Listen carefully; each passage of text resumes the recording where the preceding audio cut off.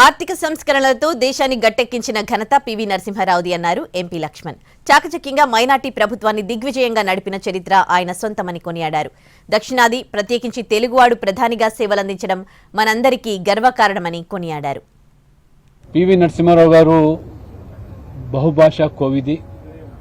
వారు ప్రధానమంత్రిగా ఆనాడు ఆర్థిక సంస్కరణలు ప్రవేశపెట్టి క్లిష్ట పరిస్థితిలో ఉన్నటువంటి ఆర్థిక స్థితి నుంచి గట్టెక్కించి ఒక మైనార్టీ ప్రభుత్వాన్ని వారు దిగ్విజయంగా జరపడము, తెలుగువాడిగా తెలంగాణ వాడిగా ఇవాళ దక్షిణాది నుంచి ఒక మొదటి తెలుగువాడు తెలంగాణ ప్రాంతం నుంచి ప్రధానమంత్రి అయితే పార్టీలకు అతీతంగా కూడా మన గర్వకారణం.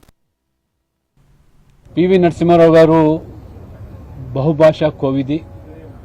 వారు ప్రధానమంత్రిగా ఆనాడు ఆర్థిక సంస్కరణలు ప్రవేశపెట్టి క్లిష్ట పరిస్థితిలో ఉన్నటువంటి ఆర్థిక స్థితి నుంచి గట్టెక్కించి ఒక మైనార్టీ ప్రభుత్వాన్ని వారు దిగ్విజయంగా జరపడము, తెలుగువాడిగా తెలంగాణ వాడిగా ఇవాళ దక్షిణాది నుంచి ఒక మొదటి తెలుగువాడు తెలంగాణ ప్రాంతం నుంచి ప్రధానమంత్రి అయితే పార్టీలకు అతీతంగా కూడా మన గర్వకారణం.